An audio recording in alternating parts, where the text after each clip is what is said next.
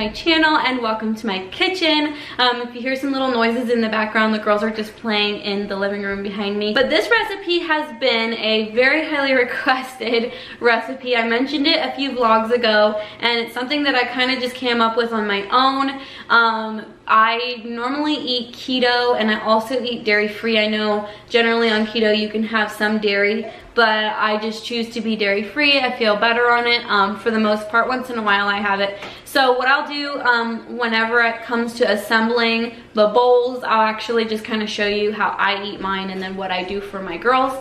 And I think the only other thing I wanted to mention was every time I show my frying pan, I have a griddle that sits on top of my stove that I use. I don't have any other frying pans. That's the only cooktop I have. I just like to be really minimal when it comes to my kitchen. Everybody always asks me where it comes from, and it's actually from a company called Princess House, and I can't find a link for it, but I did find one on Amazon that's very similar to it, and it's actually a little bit less in price than the one I have. So I will leave the link for that below, and if you guys try this recipe, I would absolutely love to hear how you liked it. It's super simple. It just kind of you throw it all together, and I'll explain how to put it all together. So let's just go ahead and get started and get cooking. Okay, so the first thing that you're gonna need is riced cauliflower. You can make your own or you can buy it. I just got 2 frozen bags at Aldi. They are 12-ounce bags, and then some lime juice and cilantro. And then you just drizzle some olive oil into your pan, and then dump both frozen bags in. And I really like buying them already made. It is a huge mess to make cauliflower rice, and it's just, I like the texture better of the bought kind. I just like all of it better. So I just salt it a little bit and let it start to thaw.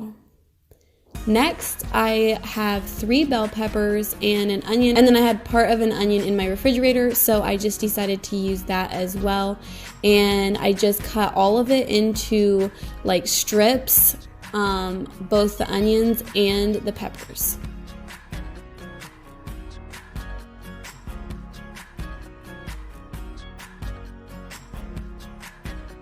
Next, I'm just stirring around the cauliflower rice, just making sure that it's getting all of the iciness out of it.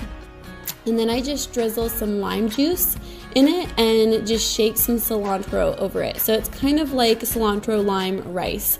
Also, I add a little bit more salt, and the salt kind of tends to help get to the liquid out of it so that it's not like watery.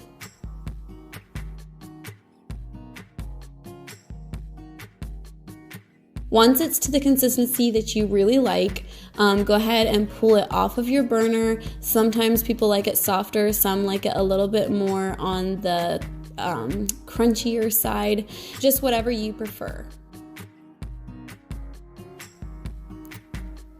Next, I drizzle more olive oil in the pan and put my peppers and onions in.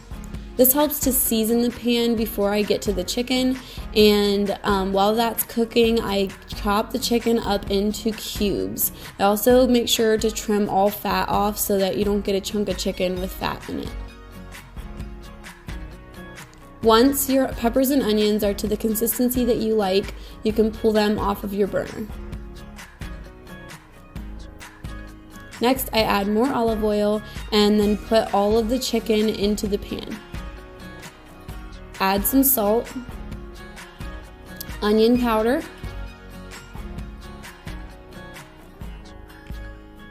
garlic powder,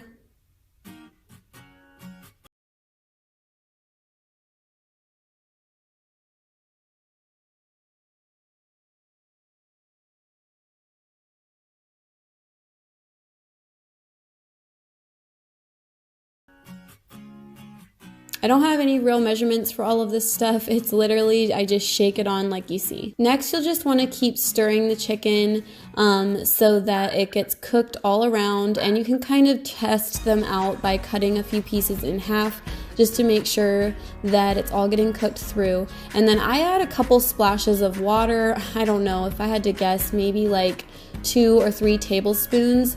It helps the seasonings kind of adhere to the chicken, and I just really feel like it helps it cook better. So once you're done with your chicken, you want to pull it off and assemble everything. And a couple other add-ins you can do is guacamole, pico de gallo, like anything you could think of that they would have at Chipotle, you can add to this. For myself, I just do everything up until the sour cream and the cheese, and I added those things for my girls. And besides that, it's all put together. You see how simple this really is, and I hope that you guys love this and enjoy it.